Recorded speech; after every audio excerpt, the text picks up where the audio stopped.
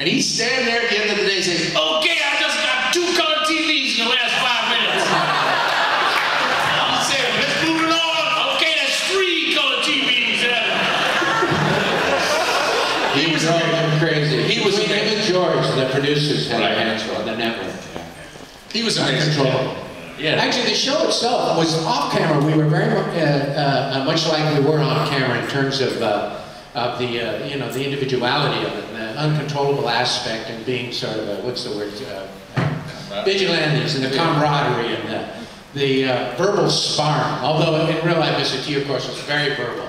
And, you know, his character, he hardly ever spoke. It was just one line every 2 or 3 It's all he wanted. It's all he wanted. If he had more than one line, oh man, I don't act, I can't be saying this. Give this to Dwight, Dwight's an actor. Oh man, I got tacos right as he come on to the let me tell you, we're gonna have these scenes where Dwight and I, if you may have noticed in the 18, we ended up, our parts got bigger and bigger and bigger because we were the only ones that would work. So we would have these 2 or 3 page scenes, and there was a lot of jibber jabber back and forth, you know, yak, yak, yak. And then T would have like 1 line. He'd have 1 line. And we'd go through it once, and we'd get to his line, and all of a sudden the whole scene would stop. And then you'd hear, oh man, do I talk? Oh man. Oh, I'm sorry, I'll never forget this one. He said, oh, he always had an excuse. Yeah. Oh man, I'm sorry, man. I was studying my script last night. I had it sitting. I had it, you know, you remember that wind last night? That big wind was over my apartment. The best one is a big wind. And I had my window open, and my script is on the bed by the window. I blew it outside. I blew it outside. I don't know. I didn't know about the line. Oh, what's my line, brother? What's my line? Oh, pity the fool, sucker. Okay, I got it.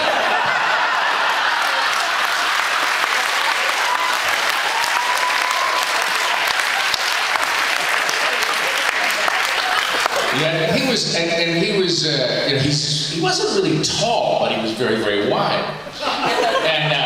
And he would come out of his trailer holding an entire pie and eat his pie. And in 1 year, he came back. He came back, and he was so fat. You cannot imagine how fat he was. We couldn't keep a straight face because he was so fat. And we were laughing. What you laughing about? So help me, we had a show where we all were wearing black masks, right? Now, the mask he had, and he did this on purpose to us. He did this to us, you know what I'm going to say. You know, 2 holes for the eye, 1 hole for the nose, and 1 little tiny hole for the lips. And he put, and I'm saying, he put his lips through this, through this thing, and he said, what are you doing so funny? But he lost about 50 or 60 pounds in 5 weeks. Yeah. It was astonishing. I mean, what this guy did, and he was very verbally, he was very verbally, very witty. Describe everything. When my folks came to the set for the first time, he stopped everything and said, wait a minute, the white parents are here. And that was Steve. And all of his cars were white. He called, I got another white car, Dwight. But he was... I didn't show it to white and to black. Right. Yeah. So, did we ever do another show together? Was that was it? That was it. We never did it. They never offered us a pilot. No. We could have done it. No. We could have done a spin-off. But we should have done a spin-off. They did offer us the longest limousine in the world. They thought, remember that? They wanted us to come in and promo the next season. I don't remember. Oh, yeah. This is the NBC, Mike. You know, Brandon Tartikoff. The show was #1. It was the #1 show in the country, but it wasn't part of their quality programming. And they hated it. I mean, they couldn't believe it. That Hill Street Blues, they want to say elsewhere. Hill Street Blues was like 25. And Cheers was Cheers 27th or something. I kept the ratings from the newspaper. They were way down. So Tartikoff gave this interview for the New York Times where he said, we're not proud of this show. This is not an example of what we want to do. And they asked him why. Yes. And I sent him a telegram saying, man, that's an example of third-rate executiveship. I mean, you know, we've been given a job And you know, as an actor, you do Shaw, you do Shakespeare, you do this exactly the same way. You put everything into it. There's no difference. I said, we're successful. Why aren't you treating it like we're successful? And then he went on, well, imagine that I said that. I didn't really say that. You should talk to the reporter. Because I didn't say that. And then I talked to the reporter, and of course he did say that. And so, but this was it. And then the show continued to be #1. And George and Dirk and I and T, we were all kind of, you know, I mean, we were shunned. We were shunned. Well, we're shunned. And then, so they wanted us to promo the next season. So this is the network idea of what an actor is. Big car. We're going to send the longest limo in the world. And when you get out of that limo, Grant Tinker is going to be standing there saying, I like the A-Team. And like that was going to get us there. So we said no. And we didn't show up. No, we didn't. We never showed up. But we kept showing up for work. Yeah, we did. As long as the checks didn't bounce, we kept doing it. But it was a hell of a lot of fun for 4 years.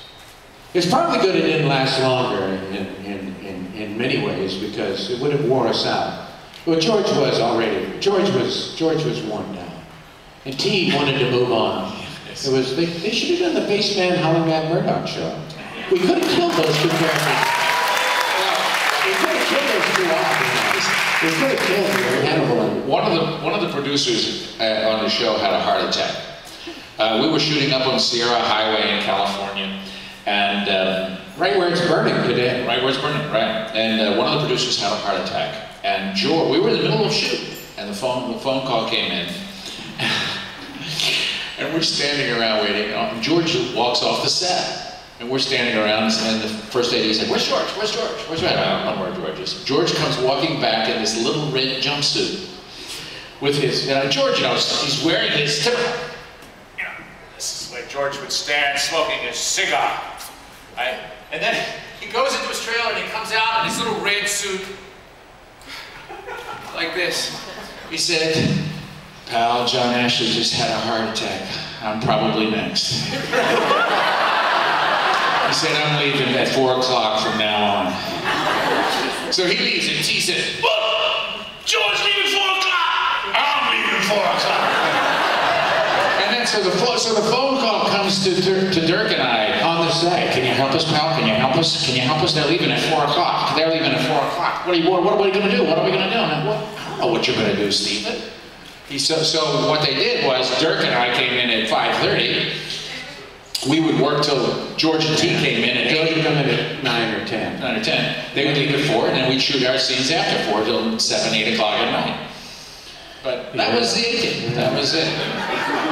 I remember the day Stephen Cannell, who created the show, and Frank Lupo, co-creator, and there was a third person that came from the executive offices in a big limousine, and I'm sitting in the back of the set where we're filming, waiting to be called.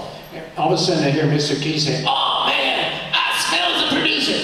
Oh man, I got the producer. I got to go to my trailer.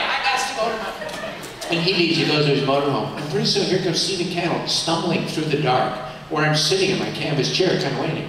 And he says, Dirk, can I talk to you? I says, yes. And he says, you gotta help me. You gotta help me. You gotta talk to these guys. You gotta get them. We gotta get them to stay. Can't you talk to George and T? Get them to stay longer. I said, but you're the boss. You're the one that agreed to let George. I think it was 3 o'clock.